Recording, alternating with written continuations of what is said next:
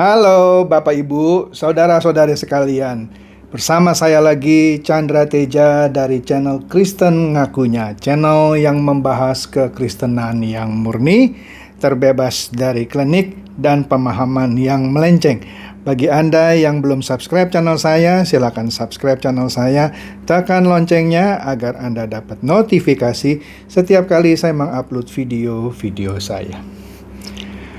Oke, pada kesempatan kali ini saya akan membahas sebuah fenomena atau fakta deh gitu ya, sebut saja keharmonisan kehidupan beragama di Jazirah Arab. Ya, di negara yang notabene adalah negara Islam, tetapi di situ terjalin sebuah keharmonisan kehidupan antar umat beragama. Nah, di sini tepatnya di kota Abu Dhabi, di Uni Emirat Arab, ada sebuah masjid yang bernama Masjid Maria Bunda Yesus. Ya, Anda tidak salah dengar. Namanya Masjid Maria Bunda Yesus. Loh, kok namanya berbau ke Kristen-Kristenan sih, Pak? Oh iya. Nah, awalnya bukan itu namanya ya. Nah, ini kerjaan siapa?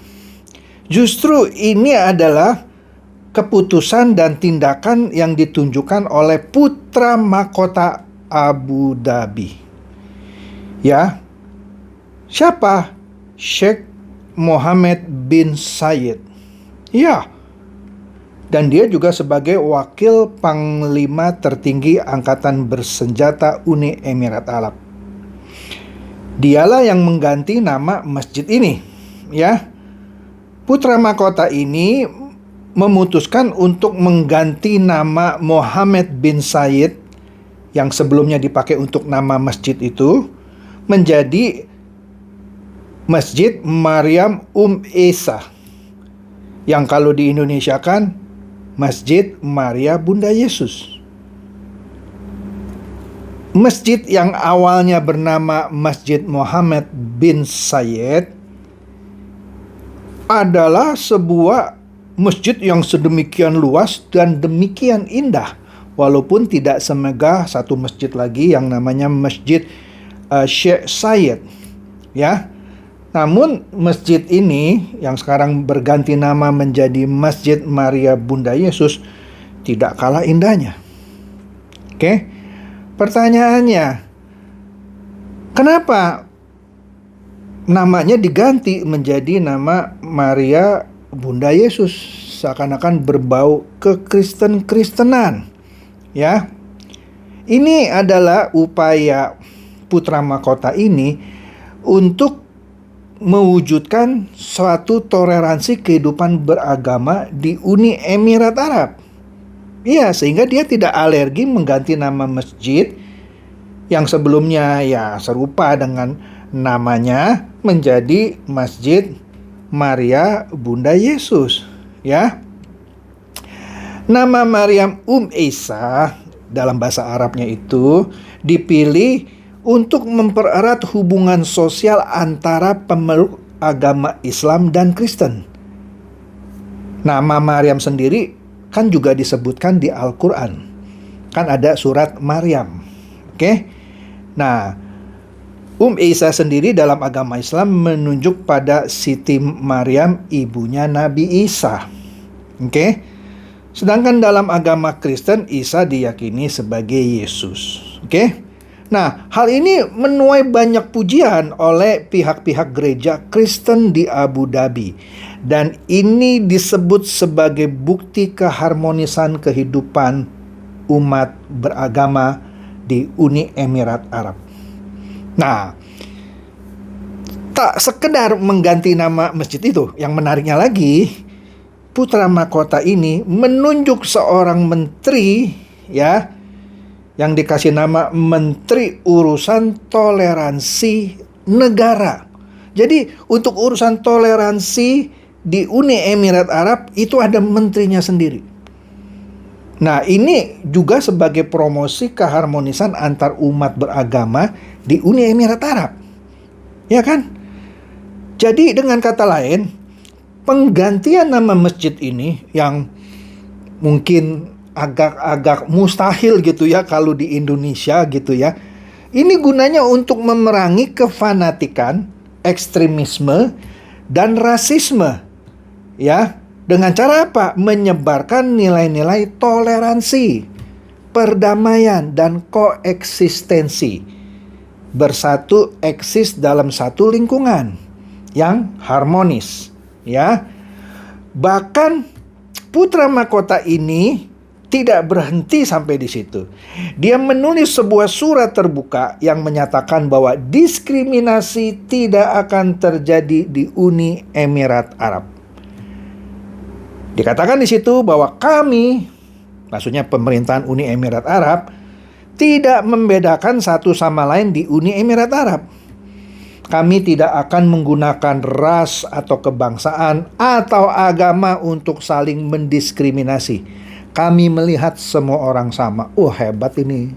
Ini seperti katanya Tuhan yang juga menciptakan manusia yang pada dasarnya semua manusia sama. Ya, Tuhan menciptakan matahari dan sinarnya diberikan kepada semua orang agama apapun gitu. Jadi Tuhan memperlakukan semua manusia sama. Oke, jadi jangan pernah mengklaim, wah Tuhan saya lebih memperhatikan saya karena saya orang Kristen. Tidak demikian sebenarnya. Tuhan memperlakukan setiap orang sama. Tuhan mencurahkan hujan juga untuk orang baik dan orang jahat. Ya, untuk sawah orang baik maupun orang jahat. Sinar matahari juga dijatuhkan sama ke orang baik atau orang jahat. Ini filosofinya luar biasa, ya. Nah, apalagi yang menarik di Uni Emirat Arab? Ternyata gereja Katolik terbesar di dunia itu bukan di Vatikan, bukan di Roma. Saya baru tahu bahwa yang terbesar di sini ada di Dubai. Ada di Dubai. Juga Uni Emirat Arab. Dubai adalah kota terbesar di Uni Emirat Arab. Wush, hebat ya. Di sini katanya gereja ini punya 300.000 jemaat. Namanya apa? Gereja Santa Maria. Iya. Waduh, di sini ceritanya singkat saja ya. Terbentuknya gereja ini awalnya adalah diberikannya tanah kepada sekelompok orang-orang Katolik yang waktu itu mau mendirikan gereja ini. Ya. Jadi luar biasa ya. Orang mau bikin gereja di sana dikasih tanah. Wih, hebat loh. Hebat ini. Ini perlu dikasih acungan jempol. Kemudian apa lagi? Nah, sama ini yang ketiga. 3 aja deh ya. Padahal masih banyak sih ceritanya. Excited saya melihat berita ini. Melihat kerukunan beragama di Jazirah Arab. Di negara Islam. Ya. Di sini, sebelum pandemi, Uni Emirat Arab akan membangun masjid, gereja, dan sinagog di satu komplek. Itu sebelum pandemi. Luar biasa ya. Luar biasa. Nah, kita tahu 3 ini adalah 3 agama samawi. Islam, Kristen, dan Yahudi. Di satu tempat. Wih, luar biasa di sini. Ini, waduh, nggak pernah terbayang gitulah ya terjadi di negara tercinta kita. Nah, komplek itu diberi nama Abraham, pakai nama Abraham lagi, karena Abraham ini dikenal di 3 agama ya. Kalau di Islam dikenal sebagai Ibrahim, Kristen dan Yahudi dikenal sebagai Abraham. Nah, dikasih nama Abrahamic Family House, atau dalam bahasa sehari-hari rumah keluarga Ibrahim atau rumah keluarga Abraham. Nah, akan dibuka tahun ini. Saya nggak tahu nih sudah dibuka atau belum gitu ya. Apakah selama pandemi COVID jadi tertunda pembangunannya, tapi waktu sebelum pandemi dijadwalkan akan selesai di tahun 2022 ini. Oke. Nah, Di sini dikatakan juga bahwa pembangunan Abrahamic family house ini atau rumah keluarga Ibrahim atau Abraham ini merupakan katanya tindak lanjut kunjungan Paus Fransiskus ke Uni Emirat Arab di bulan Februari 2019. Dan Paus Fransiskus ini adalah paus pertama yang berkunjung ke Jazirah Arab. Ya. Nah, menariknya pula pada saat kunjungan Paus Fransiskus itu terjadilah penandatanganan deklarasi bersama dengan Imam Besar Al-Azhar, Dr. Ahmed El-Tayeb, yang menyerukan toleransi dan dialog agama. Saya pada waktu sekitar sebelum pandemi juga sempat berkunjung ke Dubai. Memang itu luar biasa. Uni Emirat Arab menurut saya luar biasa. Karena keharmonisan kehidupan umat beragama di sana, kebanyakan orang yang jalan-jalan dari agama apapun mau gitu ke Uni Emirat Arab. Karena negara ini mempromosikan keharmonisan kehidupan antar umat beragama. Itu pula yang menjadi daya tarik turis-turis dari negara manapun ke Dubai misalnya. Luar biasa kan? Jadi dengan berhasilnya mereka menciptakan keharmonisan kehidupan antar umat beragama, itu juga menarik para turis untuk datang ke kota itu. Oke, nah sekarang kita ke negara tercinta kita, Indonesia. Baru-baru ini kita akan dengarkan cerita bahwa di kota Cilegon, gereja dilarang berdiri. Betul, ada peraturan, kalau saya tidak salah namanya SKB, surat kesepakatan atau keputusan atau apalah, bersama 3 menteri. Ya, yang mana kalau ingin mendirikan suatu rumah ibadah harus ada persetujuan dari warga yang agamanya berbeda, kira-kira begitu. Nah, yang terjadi di Cilegon, yang saya lihat di TV, warga yang sudah memberikan izin, warga yang beragama lain gitu ya, justru jadi diperiksa. Kenapa kalian memberikan izin, kira-kira gitu ya. Padahal mungkin saja warga yang mau memberikan izin, warga yang mau mempraktikkan toleransi beragama. Tapi mungkin ada, saya tidak tahu, di sisi lain ada yang mungkin masih melihat keharmonisan beragama ini sebagai sesuatu yang tabu gitu. Padahal harusnya kan tidak gitu ya. Justru di Jazirah Arab yang di negara Islam bisa mempraktekkan itu. Kita kan bukan negara Islam gitu ya. Kita bukan negara Islam loh, ya kan? Kenapa tidak bisa ya? Nah, maka dari itu saya merindukan negara kita Indonesia itu suatu saat nanti bisa meniru apa yang dilakukan Uni Emirat Arab. Nama masjid saja diganti sesuatu yang berbau kekristenan. Dan mereka tidak alergi gitu. Kapan ya kira-kira ya? Ya mudah-mudahan di masa mendatang di Indonesia ini bisa tercipta keharmonisan seperti yang diperagakan di Uni Emirat Arab. Kan enak gitu ya. Apalagi dia bisa membuat satu komplek yang ada 3 agama.